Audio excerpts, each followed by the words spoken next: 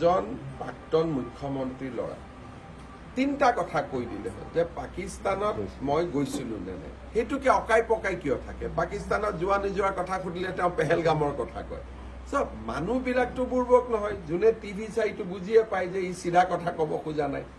চব 15 দিন পাকিস্তানত থাকি অহাটো হয় নে ইমান ধুনীয়াকৈ নামাজ পঢ়িব ক'ত শিকিলে আমাৰ অসমত আৰু ভাৰততো ট্ৰেইনিং ইনষ্টিটিউট নাই সো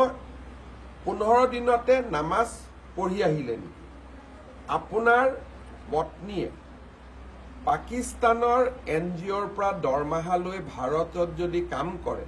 তাতকৈ পাকিস্তানী এজেণ্ট বুলি আৰু কিবা ডাঙৰ প্ৰমাণ লাগে নেকি মই কাম কৰিছো ভাৰতত মোৰ দৰমহা আহিছে পাকিস্তানৰ পৰা তাৰ বাদে আৰু কি লাগে লাষ্টত মই ইমান দিন আৰু এটা কথা নোকোৱাকৈ ৰাখিছিলো যে আপোনাৰ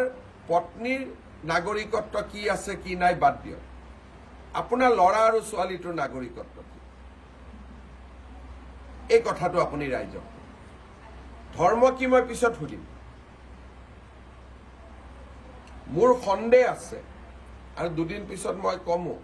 যে দুইগৰাকী ল'ৰা আৰু ছোৱালী ভাৰতীয় নাগৰিক নহয়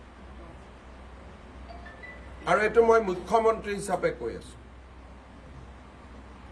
প্ৰথমেতো পৰিবাৰ ভাৰতীয় নহয় বুলি কলো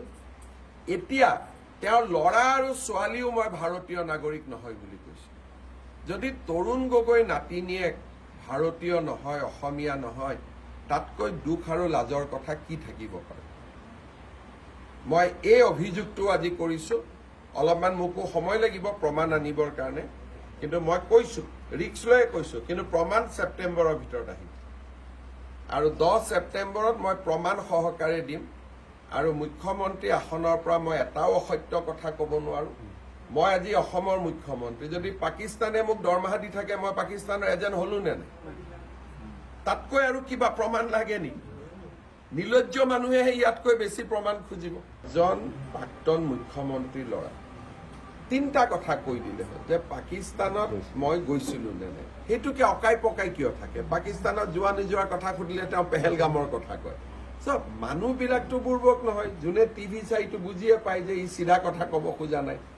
চব 15 দিন পাকিস্তানত থাকি অহাটো হয় নে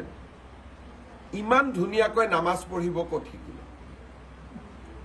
আমাৰ অসমত আৰু ভাৰততো ট্ৰেইনিং ইনষ্টিটিউট নাই সো 15 দিনতে নামাজ পঢ়ি আহিলে নেকি আপোনাৰ পত্নীয়ে পাকিস্তানৰ এনজিঅ'ৰ পৰা দৰমহা লৈ ভাৰতত যদি কাম কৰে তাতকৈ পাকিস্তানী এজেণ্ট বুলি আৰু কিবা ডাঙৰ প্ৰমাণ লাগে নেকি মই কাম কৰিছো ভাৰতত মোৰ দৰমহা আহিছে পাকিস্তানৰ পৰা তাৰ বাদে আৰু কি লাগে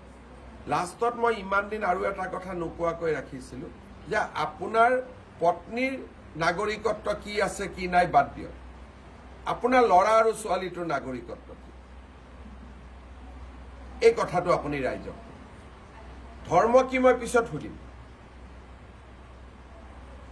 মোৰ সন্দেহ আছে আৰু দুদিন পিছত মই কমো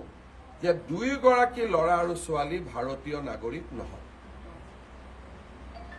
আৰু এটো মই মুখ্যমন্ত্ৰী হিচাপে কৈ আছো প্ৰথমেতো পৰিবাৰ ভাৰতীয় নহয় বুলি কলো এতিয়া তেওঁৰ ল'ৰা আৰু ছোৱালীও মই ভাৰতীয় নাগৰিক নহয় বুলি কৈছো যদি তৰুণ গগৈ নাতিনিয়েক ভাৰতীয় নহয় অসমীয়া নহয় তাতকৈ দুখ আৰু লাজৰ কথা কি থাকিব পাৰে মই এই অভিযোগটো আজি কৰিছো অলপমান মোকো সময় লাগিব প্ৰমাণ আনিবৰ কাৰণে কিন্তু মই কৈছো ৰিক্স লৈ কৈছো কিন্তু প্ৰমাণ সেপ্টেম্বৰৰ ভিতৰত আহিব আৰু 10 সেপ্টেম্বৰত মই প্ৰমাণ সহকাৰে দিম আৰু মুখ্যমন্ত্ৰী আসনৰ পৰা মই এটাও অসত্য কথা ক'ব নোৱাৰো মই আজি অসমৰ মুখ্যমন্ত্ৰী যদি পাকিস্তানে মোক দৰমহা দি থাকে মই পাকিস্তানৰ এজেণ্ট হলো নে তাতকৈ আৰু কিবা প্ৰমাণ লাগে নি নিলজ্জ মানুহে ইয়াতকৈ বেছি প্ৰমাণ খুজিব